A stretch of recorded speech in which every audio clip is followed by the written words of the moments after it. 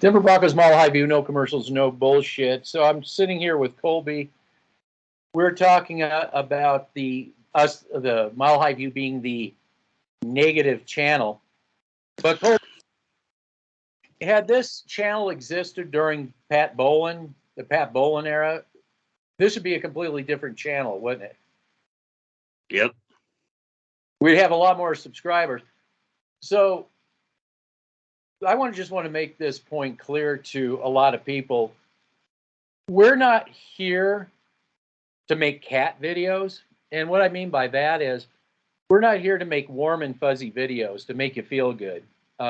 We're just doing straight up video analysis and organizational analysis as agnostically as we possibly can. You know, if, for instance, this organization could actually start getting its act together, we'd be a completely different channel. But we just keep seeing the cat video channels. They gave the Broncos an A+ for this this free agency, and without really any basis in reality. For instance, let's say we got Billy Turner as the last signing, Billy Turner, and what offensive lineman could have we got in this free agency without? Yeah, we could have got one guy and spent $30 million, but what I'm getting at is after something like that, who could have we got besides just because nobody wants to talk about other people who are out there. Yeah. Who besides, say, for instance, Billy Turner? Now, we've talked about Glasgow. We talked about Cushenberry. We've talked about all these, but let's talk about Billy Turner. Who out there could have we got that would have been a better upgrade to Billy Turner? Well, La'el Collins is the 3 years, $30 million that you mentioned. Number 2 for me is Trent Brown, who went back to the Patriots on a 2-year deal. Yeah, he's 29 years old. I get that. But he is far and away a better player than Billy Turner will be in his career. No disrespect to Billy Turner. I liked Billy Turner 3 to 5 years ago. Okay? 3 to 5 years ago. This is 2022. This isn't 2017, 2016, okay? This is 2022, okay? We're talking about tackles. I'm going to take it up another level. You could have got a center, like a Ben Jones from the Tennessee Titans. Oh, yeah, we can't touch any Tennessee Titan players. Oh, we do with Jarrell Casey, and look how that turned out. We keep, and again, this comes to the point where I've been just getting so pissed off by people saying, well, this is like the whole Randy Gregory thing. Well, we'll get it later. But this whole notion that, we're just, he's good enough. Is that what you guys are like aspiring to be, just good enough? I mean, I want to be on the level of the Buccaneers, the level of the Buffalo Bills, of the Pittsburgh Steelers, of the Baltimore Ravens, okay? Baltimore Ravens and the Buffalo Bills had A+ free agencies, okay? Not the Denver Broncos, who got Billy Turner, who, again, I'm telling you guys right now, the past 2 years in Green Bay, he's starting to get knee problems. And in a West Coast zone running scheme, you need to be able to get to the second level and be able to run block your ass off in a zone run blocking scheme with certain zone run blocking techniques. Not a lot of people are going to understand that because people are so brainwashed by this Dove Valley, we're just good enough bullshit. And again, Billy Turner, you should have gave Billy Turner the contract that the Green Bay Packers gave him 3 to 4 years ago, and then developed a right tackle to replace Billy Turner. That's how I would have done it. But no, what you had to do, Elway, is you had to just hope and pray for Billy Turner to come here on a 1-year deal. Okay, I'm going to start taking notes because I do want to talk about develop. I got a question though about the offensive line, one of your picks, but I want to just mark develop because I got in a conversation with a Bills fan. We were talking, and the word develop came up, and it's so diametrically different than the Broncos. What we're doing here, the anti-develop organization. But you mentioned Brown from the New England Patriots, correct? Yes. How does he fit into a zone block system? Explain. Trent Brown is one of the most premier run blockers in the National Football League. Again, when you're talking about certain techniques for Trent Brown, he does fit that more power gap scheme. I understand that, but his ability with a 6'8" frame, the 6'7" frame, able to just maul guys. If you're going, okay, so zone run blocking scheme. So if you're going to run to the right hand side towards Trent Brown's side, you need that guy to either set the edge or get to the second level and get to that off-ball linebacker that's playing in a 4-3 defense or a 3-4 defense. Okay, there's the difference. And again, when you're running the zone run blocking scheme, you need that guard to kick out and that tackle to go forward and get to the second level. Trent Brown can do any of that. And that's why New England covets offensive linemen like that, because Trent Brown is one of the most premier run blockers in the National Football League. He is an okay pass blocker, but his premier ability is to run block. I would have went out and gave Trent Brown 2 years to the 2-year deal that the Patriots did him, and then went in the draft and developed somebody. Okay, not get these 1-year players like Tom Compton, Billy Turner, and Calvin Anderson. That makes no sense to me at all. I want to talk about the Denver Broncos organization for a moment. Now, when I talk with, and a lot of our subscribers come around, they're from all over the NFL because we are a no bullshit. We're not here making Bronco cat videos. Again, meaning warm and fuzzy videos. They come and they want to hear the no bullshit take. If we see something we like, they want to hear that as well. They're not here because they hate the Broncos. They're here because they want straight up. They want to hear things that they can take to in their own situation. So the Denver Bronco organization is not into developing. I believe this is a result of not having an owner in place that is long-term thinking. We've got a bunch of people in the front office that, in my opinion, I really believe that Elway has set up the owner to fail. Because if this Russell Wilson experiment goes the way we're seeing this thing starting to pan out, if it goes south, what's going to happen is Elway is going to walk away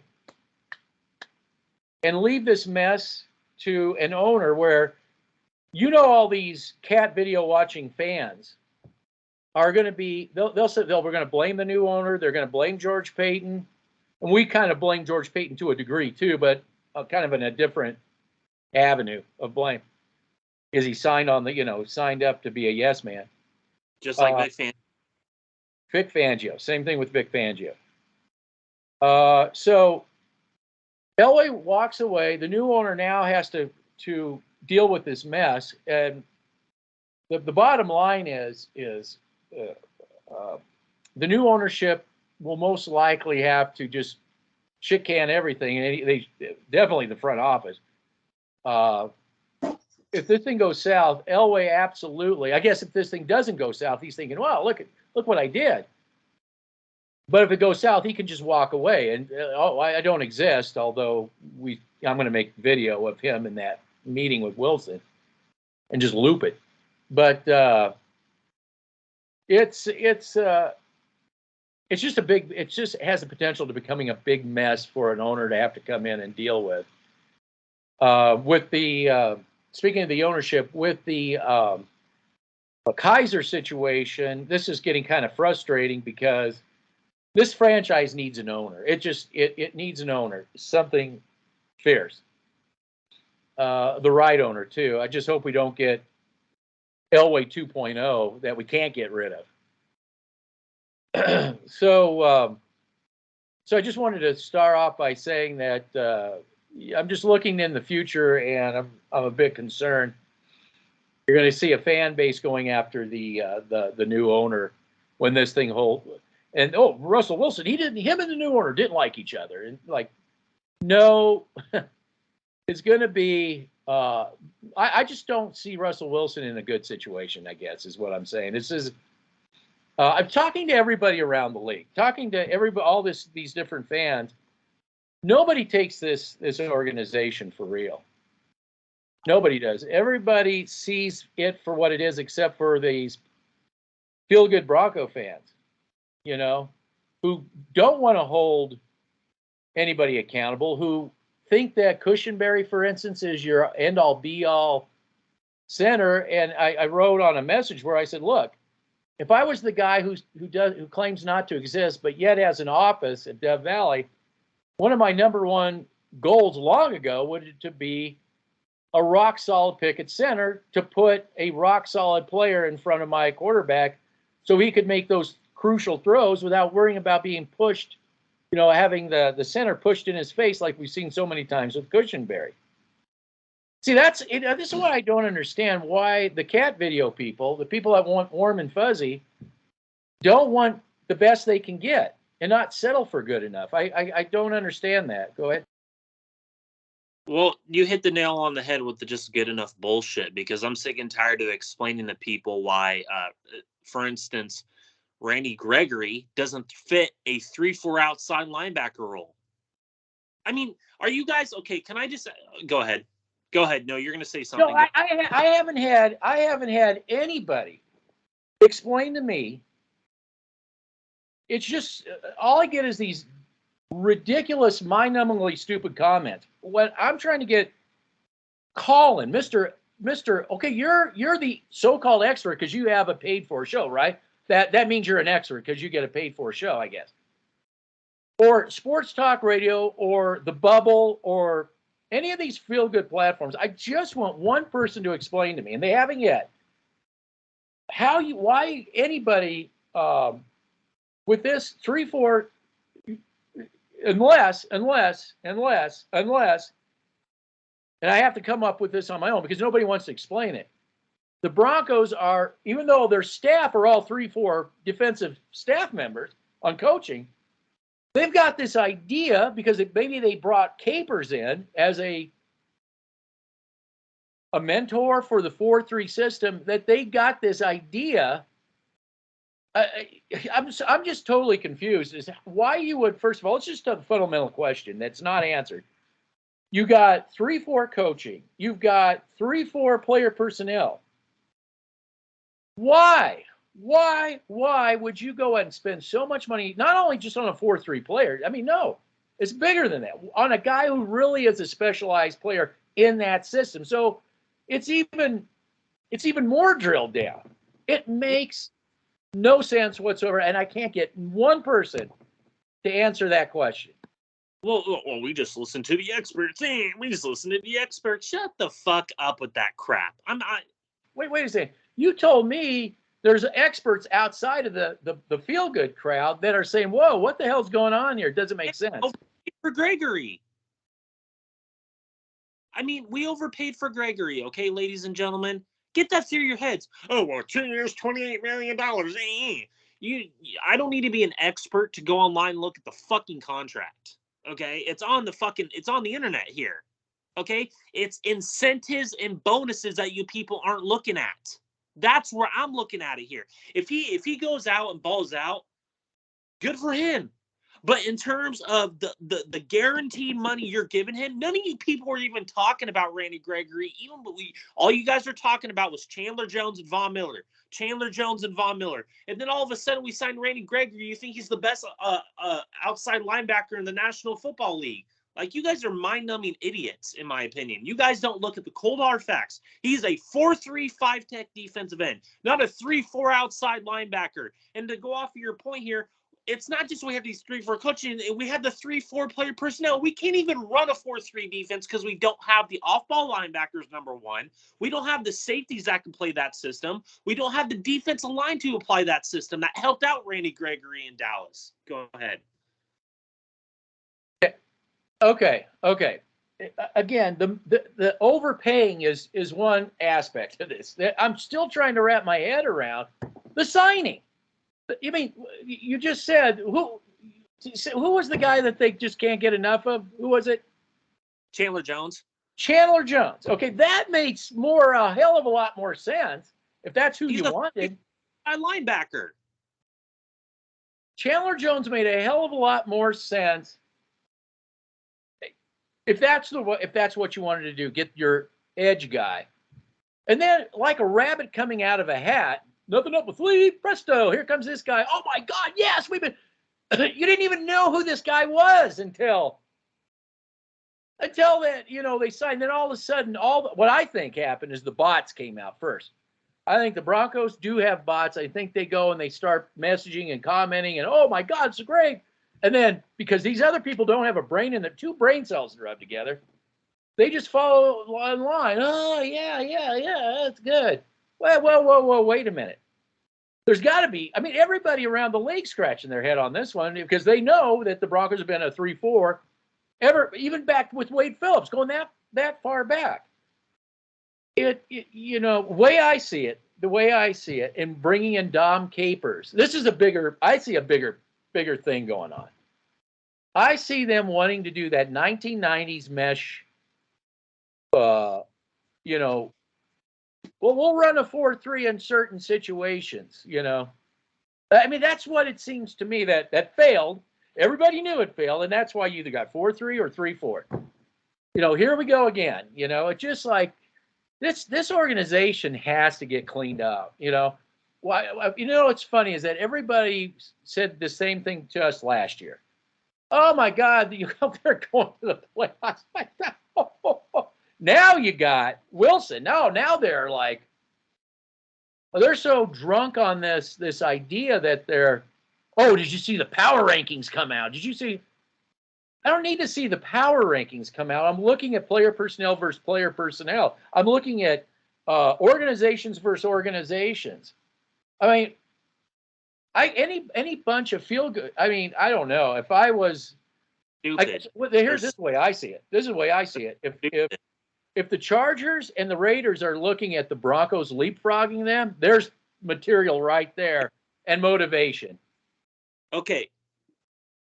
We're not even the best team. We're not even the second best team in our own division. I don't care what people say. We're the fourth best team in our division. You know why? Because what did the Chargers do this offseason? What did they fucking do in the first wave of free agency? What I've been wanting for fucking years. Get that pressure up the middle. Get better on the offensive line. Oh, and people, don't give me this horse shit that you, the fans, this applies to Quan Williams, the corner that we got. Okay? I understand Quan Williams, the hype around that guy.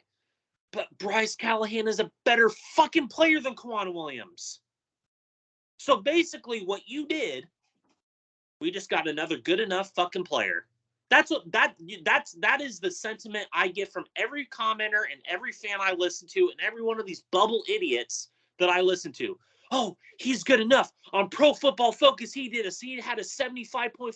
That's a good replacement for a guy like Bryce Callahan. Stop listening to Pro Football Focus, you fucking idiots. Like, that doesn't apply to shit. And Quan Williams, the guy Collins, your fucking, warm and fuzzy cat bullshit. Again, he fits a 4-3 cover 3 cover 6 system. He's a nickel player. I understand that. You wanted a nickel player. If I had to pick a nickel player in the National Football League, it would have been Bryce Callahan. I would have gave Bryce Callahan the same deal you gave Quan Williams.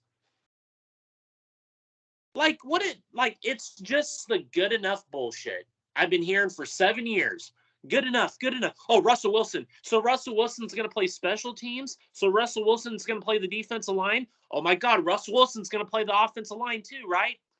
Get the fuck out of here with that shit. Get the fuck out of here. So now when for instance, they'll use the example of Billy Turner. Well, it makes sense.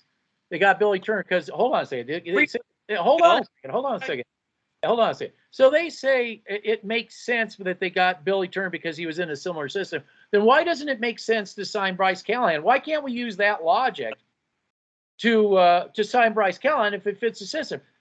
Me and you are just sitting on the sideline, scratching our head and saying, are they going to really run a 3-4 or are they going to try to run a 4-3?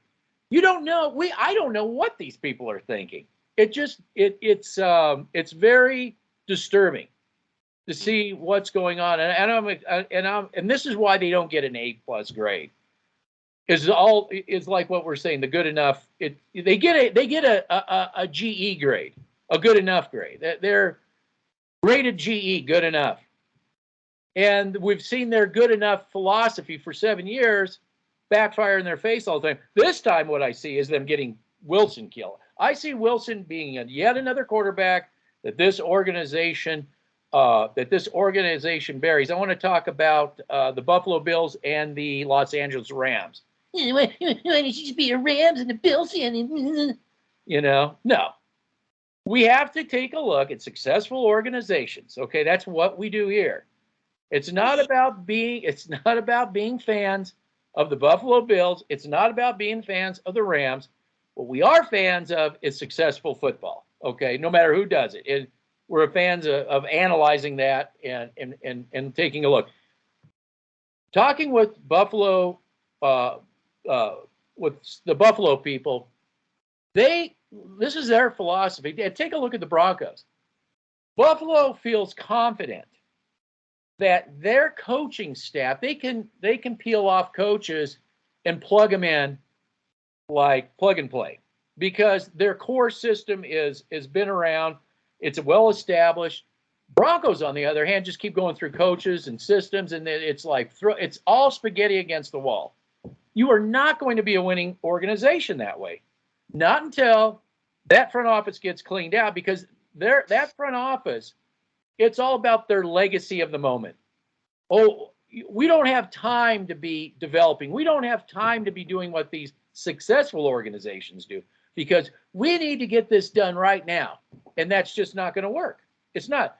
Buffalo signed Von Miller. There was some commenter, talking about our edge guy versus theirs. Look at the price, the money. Again, you don't know how football works. Do you realize Buffalo has been working and developing that push up the middle? Have you realized the Rams have been organizing and got that push up the middle? Now, what do? They do go get an edge guy. Who do they get? Obviously, Von Miller, who, by the way, we've said ad nauseum. Von Miller himself said, where did his success come from? It came from Malik Jackson and Derek Wolfe, that push up the middle. These people know what they're doing.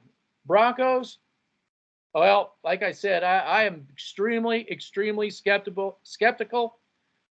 Yes, if they go to the Super Bowl and prove us all a bunch of idiots, then yay, man, great. But that would be a long shot from where I'm looking at it. Go ahead. Again, I give this free agency a D+. Okay, this whole notion, again, this goes to exactly what you said a few minutes ago. We don't have a system. We don't have a culture. We don't have a foundation of anything. Okay, it's legacy. It's 1 to 2 year retreads. We're just in the moment type of an organization. We're not into like the Ravens. And we had a commenter, well, the Ravens haven't won the Super Bowl since 2012. Okay, do you understand the process of it, though? You're not going to win the Super Bowl every fucking year. Their process in the Ravens is draft and develop, let go. Like the Patriots, draft and develop, let go of players. Draft and develop, let go of players. They have a culture and a foundation and a family environment in those organizations. Here in Denver, we're just spaghetti at the wall. We're going to pay the John Elway players. We're not going to pay the Billy Turner type players 3 to 5 years ago. We're gonna go out and pay Jawan James all that money when you could have gave Billy Turner that 3-year deal that the Packers gave him 3 to 5 years ago. I mean, this is why, again, I get it. Where people are thinking that, oh, Russell Wilson's, and also this whole notion that Russell Wilson is walking into the same exact situation as Peyton Manning did in 2012. No, okay. See, this is the problem I have with that, because the Broncos had Pat Bowlen at the top. They had a foundational culture and a family environment. And again and again and again and again and again and again and again, I'm going to repeat my fucking self because I have to with these idiot minds. Who did Peyton Manning credit for signing on the dotted line? It was Pat fucking Bowlen. Pat Bowlen. Pat Bowlen. And look what happened when Pat Bowlen couldn't operate in that organization anymore. Everything went to fucking shit. Because Elway and his ego, I'm going to go get Gary Kubiak. And then I'm going to put Peyton Manning in a bootleg West Coast zone running system. And that's going to make him great, right? Again, you made Peyton Manning, you got Peyton Manning buried his last year because you just had Elway, you just had your fucking ego, and you're doing it now. Well, Elway doesn't exist. He's an outside consultant. How the fuck is he an outside consultant because of the propaganda film when Russell fucking Wilson goes to the office of John Elway? Did that look like an office that's been cleaned out for months? That looked like he was fucking living there. And on top of that, what did Russell Wilson say? What's up, boss? What's up, boss? What up, boss? He What didn't up, say boss? what up. He didn't say what up, consultant. Hey, I have talked to everybody around the league, and they don't believe me when I tell them that Bronco fans think this is the 2012 Denver Broncos. They're like, no, they don't really believe that, do they? Like, wow. Okay. yeah, they're like, they don't really believe that. Yeah, it's fans for not watching this bullshit in our own backyard because it's toxic as all hell. This is the most toxic organization, the most toxic fan base in the National Football League. And once an owner comes in and cleans out this garbage, it's going to be even better for the two of you, me and you, because I hope that we have a vision moving forward when we get an owner. Because I'm sick and tired of these retreads. I'm sick and tired of these 1 and 2 year Band-Aid fixes. I want a vision. I want an offensive identity, defensive identity, special teams identity, organizational identity, family culture, like the Ravens, like the Steelers, like the Bills. I want something like that, please. Yeah, I see Wilson just being another buried quarterback by the Denver Broncos. The way they're, what should have happened, didn't happen. It should have been long-term thinking. You had the draft, capital, you had free agent capital, which you could have got a whole lot more for a lot less, building for the future. Again, we were talking about the developmental angle of this. But I think you were right. I think that because nobody really, Iverson you tried and couldn't figure it out, but I think you did. I think that it was a deal Seattle couldn't resist because it was so much draft capital. It was so much, and this team desperately needed to do a foundational build. I mean, not just a rebuild. Beyond that, they needed Elway out of there for real. Elway out. They needed George Payton to be a long-term thinker, not a short-term thinker, and use that draft. And of course, regardless of what regardless of what all the cat video platforms out there, turn that off. Just shut it off. Let them gripe. Let them piss, let them moan. Fans going to the games, let them get upset too. It's a short-term loss, but it's a long-term gain if you're doing it right. Because in the next 3 years, 2-3 years, we could be in a situation similar to Buffalo, similar to, you say, the Ravens. Ravens are always a playoff contending team, not a pretending team. And they're always in contention. They're always in contention, yes. Unlike the Denver Broncos, and they're all their Band-Aid and short-sightedness, yeah. And where does it get? And that's why every year we're always, you two. This is the time of year we're the dumbest people on the face of the earth. And then about halfway through the season, they're pissed off because we were right the whole time. Reality starts to set in, and they're actually like, oh my fucking God, they were right. And then we don't hear from you until the next off season to tell us how stupid we were. Oh, they got Wilson now. He wasn't going to be here, you said. Well, like I said, even Iverson couldn't believe he was here. We're not the experts. Get the fuck out of here with that shit. I don't need to be an expert to look at cap and look at film. Bullshit. Well, I know it depends what your definition of expert is, I guess. Expert bullshitter, I guess. That's expert cat, if you make expert cat videos, make everybody feel good. But yeah, I just like so you About the 4-3 Don Capers system on the defense. What are we running on offense? Well, Go ahead. I think what you're running on offense is this. By looking what little bit I've looked at Green Bay film, it's going to be like a college 4-receiver, 5-receiver, bombs away, and a West Coast zone blocking run scheme. That's what I think. That Because Javonte they're doesn't obsessed fit. with it. They're obsessed with taking the top off the. And when it comes to pass pro, that's going to get interesting. That's going to get interesting. Javonte Williams doesn't fit a West Coast zone running scheme. Just saying. Mike Boone's a better player in that system than Javonte. Just saying. So, well, Why did you Williams? Why again? I feel I'm less concerned about that. I'm more concerned about pass pro.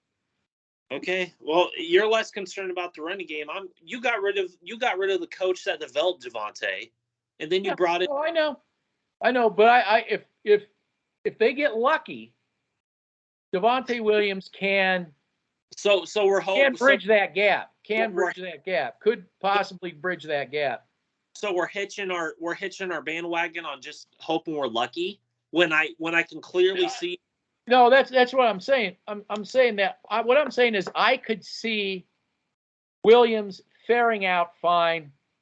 What I don't see faring out fine is Russell Wilson in this pass and the pass with the pass protection. I see that being a much bigger deal for me. I think we're onto something there because I've been hearing time and time again since Russell Wilson. He's one of the deep passers and he's one of the best deep passers in the league.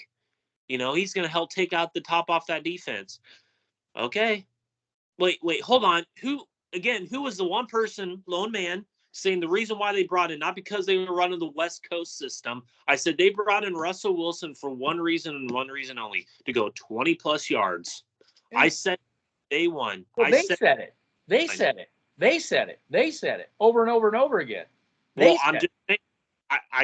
Because they gave up all the fucking draft capital in the world to get Russell Wilson. And again, this is nothing against Russell Wilson. I like Russell Wilson. But again, I have to go by what this man said. You're going to get him buried behind Lloyd Cushman.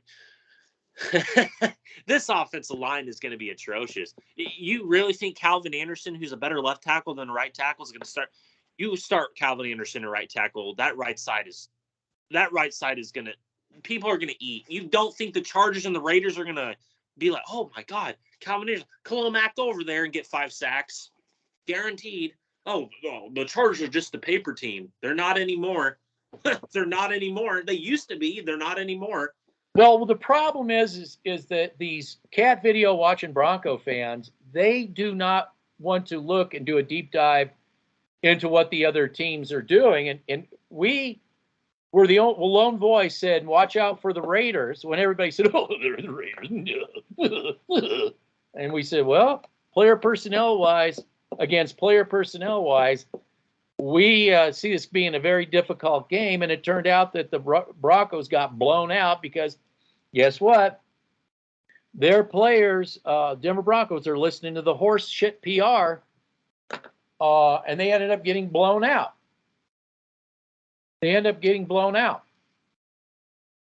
So, I mean, and we're right again.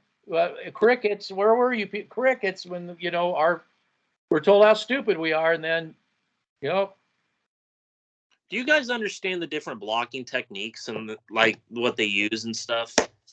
Because there's a different type of blocking technique that I've been driving home on these people. You got the drive block, reach block, down block. Okay, these are the 3 type of major blocking type of stuff that you need in the National Football League. Okay, as a offensive lineman, and if you're running the West Coast zone running scheme, and I think you need that drive block because you need to drive players outside. You need to drive players outside. You need to get your head out under that guy, bang, drive them. Okay, you guys don't understand that shit. Okay, you guys need to look at the fundamental offensive lineman. You bring in Trent Brown, he's a drive blocker. I mean, you watch Trent Brown on film, he's a drive blocker. You watch Lyle Collins on film, He's a mixture of a drive block and a reach blocker. Okay, I mean, your right tackle, Calvin Anderson, just this all-world right tackle, right? He was a better left tackle. Why did you, again, you're switching positions on him again. And again, why the fuck again, this is something I have to pick a bone about with these fans here. Why the fuck are you moving Baron Browning outside? Like, can someone answer that question for me? John Elway, I'm looking at you, you dumbass. Why the hell are you moving an inside linebacker who was your best coverage linebacker last year outside of Kenny Young? Oh, we're just going to put him outside linebacker. That makes no sense. I can answer that question. Because he wasn't an Elway pick. I can answer that question. Okay, answer the question. You had done film study on Singleton. Now, don't think like you would think. You think like Dove Valley would think. I need you to think like Dove Valley. Do I have to stoop down to that level? Yeah, you have to, because you have to understand. You have to explain this to the cat video watching people. Now, Singleton, if you're Dove Valley, are you thinking that that's your answer for coverage? Yes. Okay, now that answers your question. And with Singleton, what I see is Josie Jewell 2.0, a guy trailing in coverage, tackling downfield. Oh, he got a lot of tackles. It's just they were game tackles. Oh, explain to a cat video watching Bronco fan what a game tackle is. You can rack up a lot of game tackles. What's a game tackle? Can you? You do it. Game tackle is a guy that's as any tackle downfield. So you can have guys that, oh, look at him. Look at the stats. Here's the stat sheet. It shows all these tackles. Okay, let's break those numbers down. Okay, how many of those were gain tackles in the case of Josie Jewell? Most of them. Okay, most of them, because the guy's either trailing, like his buddy Singleton, trailing, or further down on coverage, or further downfield than you'd like. Maybe a 1 yard, 2 yard gain tackle. Though, yeah, if you rack up a bunch of that, sure, I'd take that. But that's not what we're looking at when we look at the numbers. So what we do is we go beyond the numbers always. So I know it's just, this is a message these people don't want to hear, and then when reality finally sets in, it's George Payton's fault, because they don't know what else to do. So it's George Payton's fault. It's all his fault. Then it's going to be Hackett's fault. It is his fault for signing on the dotted line like Fangio. But what I'm saying is, they don't know how to break down the player personnel. They think and again, we've said the player personnel here has not been satisfactory. Dove Valley is convinced this is their fault. This is Dove Valley's problem. Their short-sightedness mixed with they're just so sure they're good enough players are going to get them into the playoffs or deep into the playoffs. I'm not, the way the NFL is set up right now, maybe more so for the NFC than the AFC, but the way the NFL, any half-ass team can make the playoffs. Again, maybe more so for the NFC than the AFC at this point, but with the scheduling and the extra, just because you go 9-8 doesn't mean you're some kind of you've got a playoff contending organization. Yeah, Tampa Bay got knocked off in the first round, but they were fresh off a Super Bowl. They are a playoff contending team. The Ravens, who haven't won a Super Bowl a lot of time, they're constantly in the hunt. We haven't been in the hunt really since maybe the year after the Super Bowl. Statistic, or I'd say record-wise, So this isn't an organization with player personnel that has that track record of consistency. That spaghetti against the wall, good enough, isn't good enough. Alex Singleton. I did film on him, and I haven't seen anybody on other online platforms do film review like me. Okay, I break down film at a deeper level than just your, cat warming bullshit. Okay, I look at things at a much deeper level. Okay, there is a video I sent you about Alex Singleton, and I specifically said, look how much ground he's given up, and it was one of those, Texas route plays by the running back. I believe it was like Leonard Fournette who caught the ball at the middle of the field, and I said, look at the ground he's given up. I wouldn't have dropped off all the way at the 50. I would have dropped out at the eagle eye, and I circled it. Again, you guys have to look at that type of stuff. You guys got to see the type of ground those people are giving up in terms of the coverage assignments that the linebacker is giving up. And again, the difference, Alex Singleton, is coming from a 4-3 defense. He's not coming from a 3-4 defense. He's coming from a 4-3 defense who played a lot of off-ball linebacker in Philadelphia. So you're expecting a guy like Randy Gregory to come in and play an inside linebacker role in a 3-4 defense, who, again, I showed again in this film how he consistently gets demolished in the running game, just like Josie Jewell. So you're going to have two guys in the middle of the field when you had Baron Browning, who's a 6'4", 240 linebacker, who got better and better as the year got on under Kenny Young. Can't bring back Kenny Young because he was an he was a Vic Fangio pickup. And Elway again, and the organization Dove Valley and the fans, what you got to fucking do again is we have good enough linebackers, okay? You could have went out and got a Miles Jack, who went to the Pittsburgh Steelers, by the way. Again, they covet linebackers, coverage linebackers. Again, Jayon Brown is still out there, but no one was going to touch him except for the Tennessee Titans. But again, you're putting players in the system that doesn't fit their skill strengths. And I'm not saying that Alex Singleton is this all-world linebacker. But as a third and fourth string linebacker, okay, I could see it. He could be a special teams player, and you can develop him. He's still at that age where you can develop him. But again, you're expecting him to come in here and start right away and be your inside linebacker 2 next to Josie Jewell. That is going to be hell for the Broncos defense, and that's going to be even better for the Chiefs, Raiders, and Chargers, and even National Football League teams, because they're going to target that middle of the field consistently. Okay, this is how, again, I'm going to go back to this. This is how I would attack this defense. Justin Simmons? Well, I'll get to that. That's high on that attack list. Knowing that I only have to worry about Singleton and Josie Jewell as my core linebacking, I'm licking my chops, first of all. I'm going to attack that side of the field, and I know I'm not really worried about these edge rushers because I can get this ball out. I can attack that zone, so I can nullify your edge rushers. Now, talk about going over the top. Now, I know this because, the other teams, they get paid to watch film. And like the guy said in the rap song, if you ain't watching film, you ain't trying to win. You ain't even trying to win if you're not watching film. They know how to go over the top with take the top off the Denver Broncos because they overpaid a guy who refuses to help over the top. So I know if I get a matchup that I want with I don't care if it's Surtain, I don't care who it is.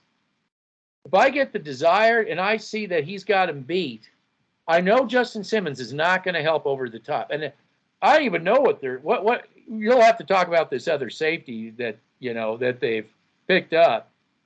That's another question too. But we can talk about him in a minute. But I see Justin Simmons playing single high.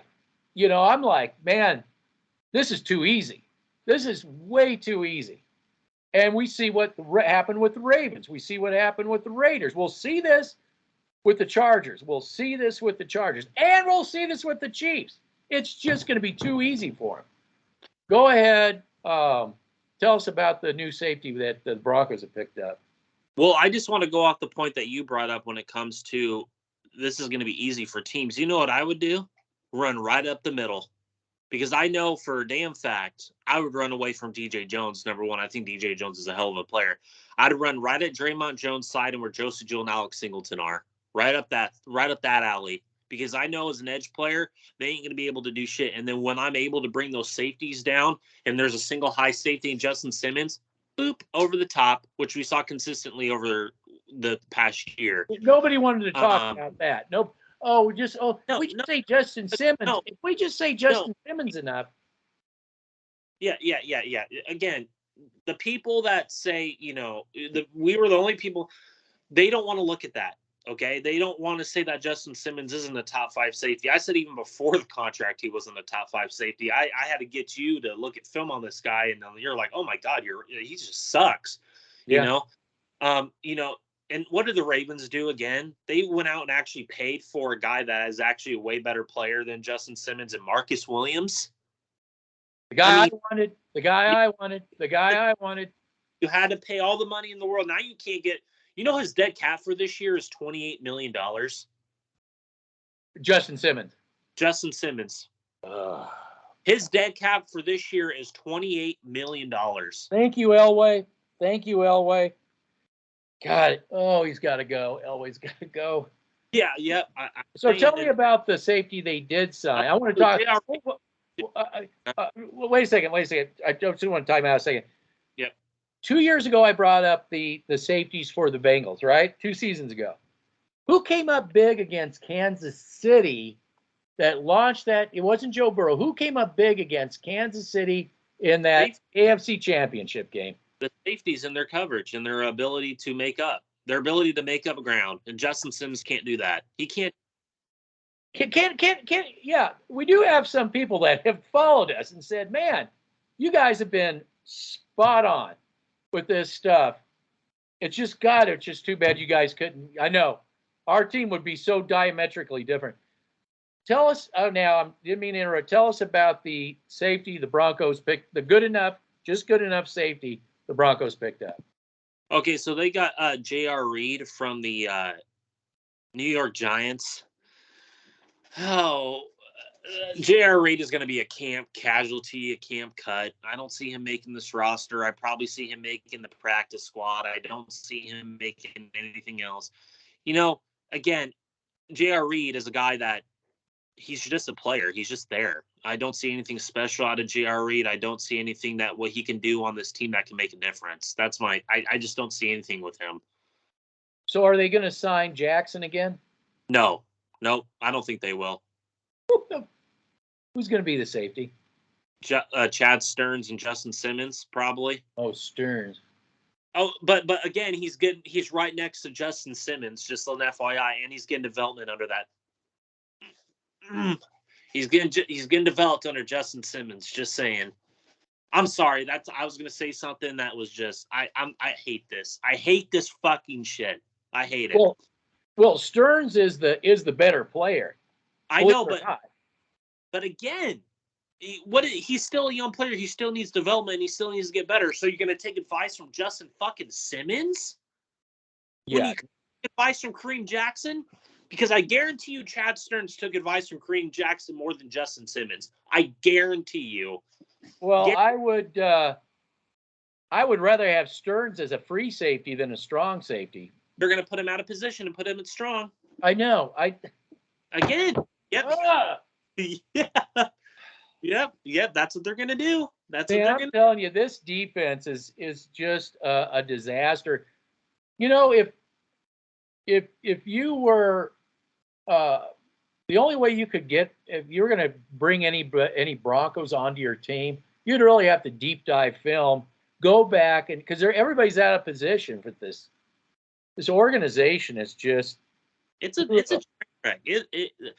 Russell Wilson again, dude. You're gonna get killed, bro. So now, you're gonna get killed. You're gonna get one of the things that was killing Wilson was the defense for the Seattle, and this looks like it's like a lamb to the slaughterhouse. Well, their offensive line is way better than ours. Looked a lot better, yeah, on film to me, yeah. So again, you brought in. I gotta compose myself. You brought in Josh Johnson as your backup. You brought in Josh Johnson as your backup quarterback. A 30-some-year-old. Why can't you give Brett Rippon the backup opportunity? Because I like Brett Rippon. But fucking Elway, Josh Johnson, because he played for the Jets and he has a strong arm. Oh God, I can't. And then who else did they bring in? Oh, Eric Tomlinson. Why didn't you bring back Saubert? Why? Go vertical. Eric Tomlinson's a more stiffer player than fucking Eric Saubert is. Go vertical. This team sucks. Go vertical. Says Mr. Elway, go vertical. So let me ask you. Hold on a second. Let me ask you this. If you're going to go vertical, who would you have as your tight end? Would you have Noah Fant or would you have Alberto as your go vertical tight end? Can I have both? No, of course you can't. It makes too much sense. Okay, if I had to pick one, it'd be Noah Fant. Yeah, I know. That's what I'm saying. They wanted to go vertical. So I like Albert O. I do. I like Albert O. But again, you had two tight ends on this roster who could have helped out. I don't think this is going to be a tight end utilized offensive system. I really don't. Can I also bring up something? Seattle's happy with Drew Lock. Yeah. I don't know if you guys are reading all the tea leaves out there. They're impressed by this dude. So it would not shock me at the least if he has a successful season in Seattle. And Noah Fant too. I can just see it happening, and I'm following Seattle very closely for this reason, because I'm going to prove all of you people wrong. Because they have a culture, a family, and they have something up there in Seattle that Denver doesn't have, and that is a family-type foundational culture, and they're rebuilding. So Drew Lock is their bridge quarterback till they get the next Russell Wilson. Yes, it's they had to get out of that cap hell. See, $24 million in dead cap for Russell Wilson. Just saying.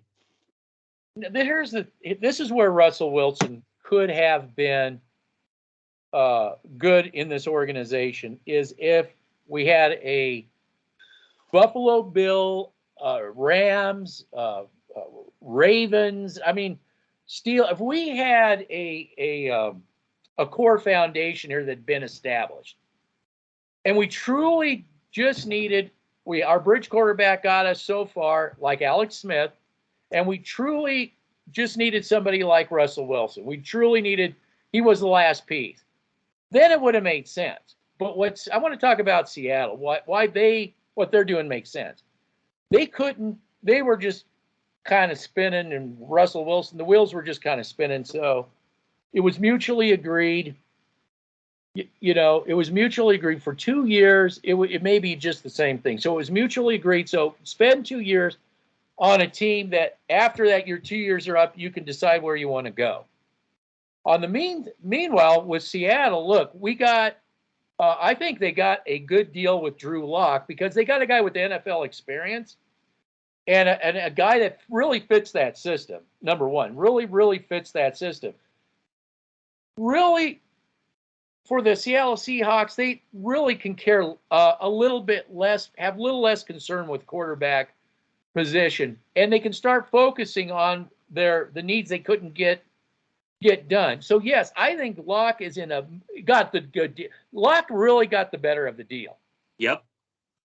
Better of the deal. If everybody here wants to say, Seattle doesn't know how to, they don't know how to pick players.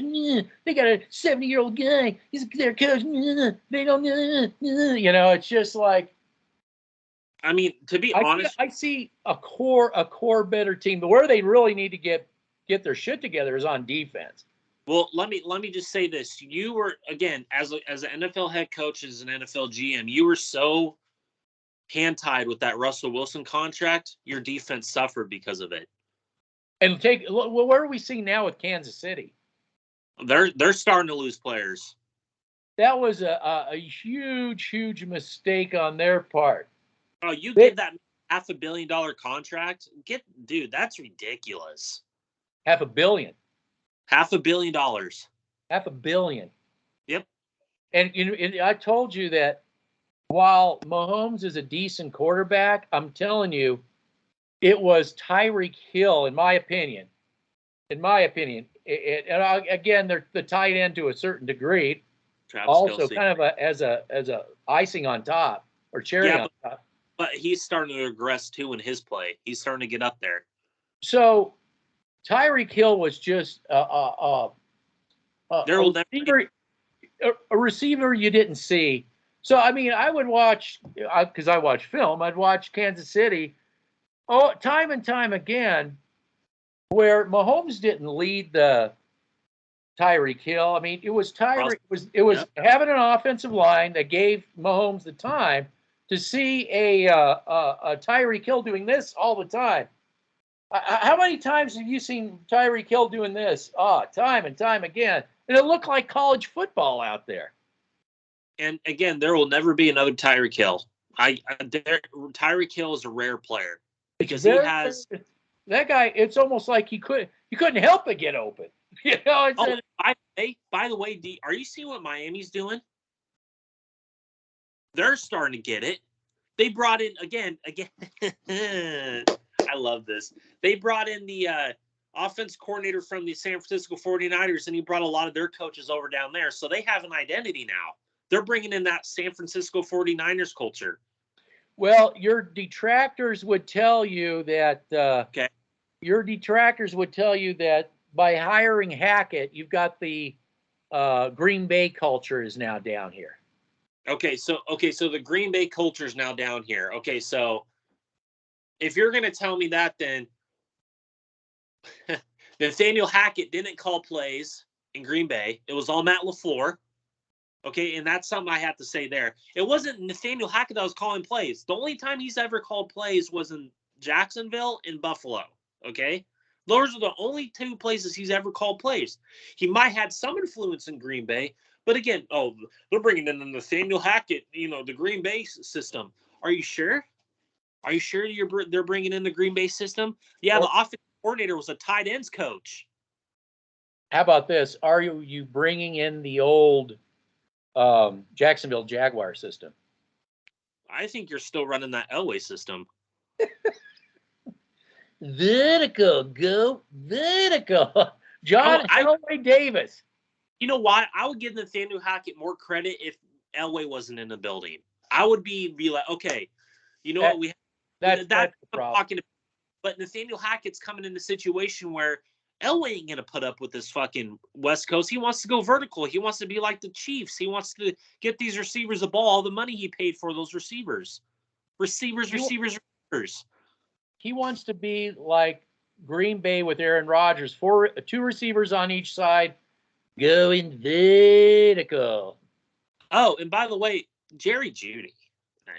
I'm not going to talk about it. That guy sucks. I don't understand. You could have Tristan fucking Wirfs, man. No. Rashawn later than here. There's your two booking tackles. Hey, didn't everybody tell us last year that Jerry Jeudy was going to elevate? And we said, no, you guys, you don't know. Does this shock you? He didn't even have a touchdown this past season. Oh, didn't see that coming. Good God. And it's our fault. We don't like a crappy team. It just. Yeah, it's our fault. This is the thing. We feel sorry for Russell Wilson. Is really totally. What we do. Because I know what he's walking into. He's walking into a shit show. That's why these receivers again, we watched film on the same game, the Colts game. These receivers aren't anywhere close to a Tyler Lockett and a DK Metcalf. Are you kidding me?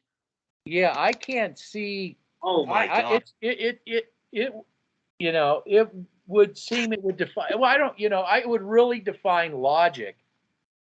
And I'll even have to say, no matter what team that Russell Wilson went to, it would really, unless it was, especially only if it was really a team that had a culture for what's that? I would, I know you have your Saints for. He would, or the Colts. Those were the type of teams I could have saw Russell. Well, I think even Philadelphia would have been much better situation. Yeah, I agree with that too. But he turned that down. Yeah. Well, because Seattle turned. I want to talk about this Russell Wilson thing for a second. It is just really, really, really odd because we have a press conference here in Denver, and Russell Wilson, out of his mouth says, "I wanted to stay in Seattle." It was them. They said, and I asked, are you sure? Well, hold on. Are you sure? Are you sure? That's what Russell Wilson said. He put an onus on them. Now, there's a press conference with the head coach of Seattle, Carroll, and he's saying exactly the opposite. This was all Russell Wilson wanted out. We thought it was him that wanted out, him wanted out, and we thought we would facilitate this because, like you said, the deal was just too good to pass up. Go ahead. Great question. You got it. You got it. No, you got it. It was I think it was a both sides deal, and I think the Seattle was just like, oh my God, they're going to give up this much to Russell Wilson? Yes. I think that's what it was. I think they had definitely talked together, and again, Seattle. Carroll could say, look, you do 2 years here with one of these organizations, Denver, the Giants, or the Seattle. Yeah, well, because of the trade capital and everything. Yeah, they fleeced them. Well, they entertained the Giants and they entertained the Saints, but Saints couldn't come up with to get Wilson. They wanted they entertained the thought, but they couldn't. Just like they entertained what's his face. Rodgers. No, I'm talking about the Saints. The sex offending guy. Watson. So they couldn't make either thing happen. Giants, they wanted to do the not give up all that draft. They wanted to do the smart thing, not the Denver Bronco Elway dumb thing. They had all the draft. They wanted to keep their draft capital, their cap, and everything else, and really get their team because they got their shit together. They've got a GM, an owner, and a head coach all on the same page. They're trying to get their scouting department all squared away. They're doing it right. So they turned down the Russell Wilson situation. And I can see Russell Wilson going there in 2 years. That could be a place that Russell Wilson, because he wants to go to New York. Yeah. They do the right thing, get the team set up where they could bring him in. Or if Jones turns out fine, they could say, well, we'll stick with Jones until we don't have to pay so much, or we get, they can do. They have a choice, is what I'm saying. They've got a choice. Yeah, I think you hit the head. I just do not see the logic, unless every avenue is. I can't imagine that the offers wouldn't be there and the money wouldn't be there for Wilson in 2 years somewhere else. I just don't. Especially if this thing goes south. If this thing really goes south, why would he want to be here? Yeah, I don't know why you would. This is what everybody around the league, everybody sees the Broncos as just not a team that's not very good, a team that doesn't have. I got everybody. I got Minnesota fans, Pittsburgh fans. I've got Saints fans. I've got Buffalo Bill fans. You name it. Nobody here thinks this is a complete team. They think this is just spaghetti against the wall that this team needs. Just everybody agrees. It needs an owner, the GM, and a coaching all on the same page, and then work on a foundation and a scouting department all around that. And this team was never ready for a Russell Wilson. Nobody thinks that, except for people that watch Bronco Cat videos. Feel good. That's what they love. They love that feel good shit. They like rainbows up their ass. They don't like when people come on, certain platforms to be like, hey, whoa, look at the film. Oh, well, I have stats. Stats doesn't mean shit. Stats doesn't mean Yeah. Yeah. Idiots. So anyway. Okay. This we are not a warm fuzzy cat video platform. We We're a don't hard. we don't give you the warm fuzzy. So no, we don't have the viewership. We do not do that. We give you the cold hard facts, and they're cold and prickly when it comes to the Denver Broncos because you know how I know. You know how what I the front office has got to go. Go ahead. You know how my films aren't feel good? Look at my Alex Singleton views. You know that's why they're not feel good. Because they only got what 70, but it's not about the views. I'm just saying, you want to talk about feel good views. The Billy Turner view, the thing that you sent me, got 7.3K views. Because it was feel good. It was feel good. And then I have a guy that I'm actually critiquing his play on the field. I'm actually, okay, so this is what I would have done. Or he doesn't fit the 3-4 system because of this or this, that. 70 views. 70. Because people know that's not feel good shit. Yeah. I'm not trying to pander to a certain audience. I'm trying to pander to the fans that actually get it. I'm trying to pander to people that actually understand that, which there are people that understand. You know, I guarantee you a lot of those viewers could have came from the Philadelphia Eagle fans. I wouldn't be shocked if that was some of those viewers. And I'm happy Philadelphia fucking gets it. That's where they cut his ass. They do. And I want to go back around full circle is that had Pat Bowlen still been alive, we've been doing this the right way, Elway would have definitely been out of here because that just God, thank you. Especially after firing, I think the firing of Wade Phillips would have been, and then the disaster afterward. No, it would have been not giving Wade Phillips the money he deserved to stick around. These kind of, and then the Menelik Watson and everything else following it. So had we done this the right way, we would be a completely different channel. We wouldn't be all negative, but until this organization can get its act together, and it's not about getting Wilson, it's beyond that. So, and the fans will find that out in time. They will, cat videos and PR will only get you so far. Reality is going to set in. It's just going to. Yeah, and reality's a bitch. It is. Well, when you're making decisions like they are, it is. Well, but if you're doing things right. Yeah, well, again, I don't think we're negative. I just think we're trying to be like, hey, this objective. is we're objective. Oh, yeah, well, other people are objective. You don't like them. I haven't seen the objective. Yeah, Colin A+. That's cat video stuff. That's cat video. And Colin still hasn't explained to me. He's the expert, right? He still hasn't explained to me how an and a specialized and we're not talking just some and. We're talking about a very specialized player for a 4-3. And if this guy doesn't work out, it doesn't mean he's a bum. This is the whole thing. It means you put a guy that's not in the right system. You brought in a guy that doesn't fit the system. It's not his fault. He took the money. Well, when I did the Randy Gregory film, everybody thought again. Oh, you didn't show the good film. Did you watch the film before the last video? I linked it. Like, oh my God, you guys are so like. Again, Randy Gregory is a one-trick pony. Always has been. At his time in Nebraska, he was the same exact player he is now. He's grown into his frame. I get that. But he is again, a commenter. He's a great run defender. Okay. Oh, wow. Okay. Well, I would say this. Then you show me the film. You show me the film. And then you can show me I'm wrong when you show me the film. I've supplied you film that says the opposite. But if you can show me film that shows that, and then that's anybody out there that said Gregory's a great run, our challenge to you to shut us up is to show us the film. Show us the film. Simple.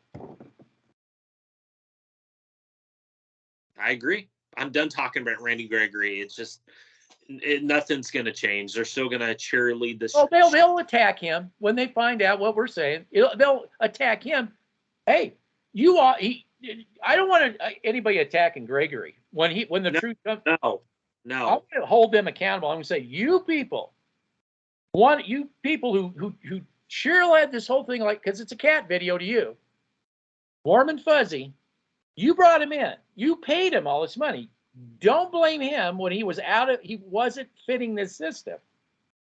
And it's going to be real interesting to me if they try and try to run a 4-3 system.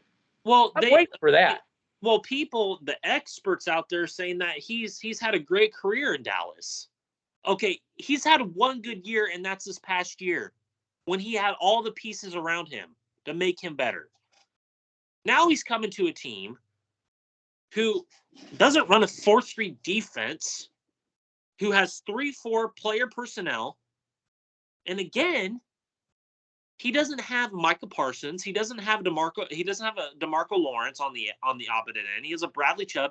And I don't want to hear from people that said we drafted Bradley Chubb to run a 4-3 defense. You're a bullshit spin artist. You don't know what you're talking about because he was strictly drafted to play the 3-4 outside linebacker role, not the 4-3 defensive end role. Okay? No, you had been watching cat videos. Oh, yes, to believe that. Yes. No. I guarantee you Vic Fangio is still here. Oh, yeah, he was drafted to play the 3-4 defense. Now that fucking Egero's here. Oh, he was drafted to play the 4-3 defense. Like, choose your fucking mind, people. Like, God. Guys are so stupid. Well, I'm trying not to pay. Stupid. Dove Valley, John Elway, you guys are... Dude, again, you do not know player development to the core. You just don't. George Payton, why the hell did you come here? Again, I thought you were a guy that was draft and develop, build up the offensive line, and then you went back on your word. It's all about the quarterback. Nathaniel Hackett, you went back on your word because Elway had a talk with you. No, we need the quarterback. Again, this is why I don't believe press conferences, because they're bullshit. Go vertical. Go vertical. This organization's worse than the 90s Raiders. This is worse. John Al Davis Elway. Yep. John Al Davis Elway. Al Davis is like, yes, Elway, yes. Yeah. You're killing the Broncos, yes. Yes. Oh, he doesn't exist. If you're an outside consultant, why do you have an office like that in Dove Valley? Yeah, he's supposed to be consulting somewhere on a moon. Been able to answer that question for me. No, because he's consulting on a moon somewhere orbiting Neptune. So that office isn't at Dove Valley. It's in his beach house in Hawaii. Yeah, he stepped down. Yeah, he's backed off. Yes, he's got. So Russell Wilson flew all the way to Hawaii to go, "What's up, boss?" I mean, wow. Okay. Oh, okay. God. I want to say something. I'll end it with this for me. I have a problem when the organization is so dishonest that it's got to hire its media-friendly people, come in and hide you because you are such a disaster as a general manager / president of operations, still operating. Yeah, it still says it on DenverBroncos.com. Yeah, still says it. You're still operating, and you're such a disaster that you have to make all your buddies come in and hide you. That's it's just no organization. I've never even heard of one sports organization that's ever done that. It's mind-boggling to me. But you're so horrible at your job, you have to do that. So, we're beside ourselves because there's no ownership here. And we're not out of the woods. We're not out of the woods. We could get an owner that makes Elway look good, Imagine that disaster. Whew. I don't know. All right, I got to talk to you about business. All right. Do you have anything else? No, that's it. All right, so we'll wrap this one up. We'll call this the State of the Broncos post free agency. That works. All right. All right. Bye.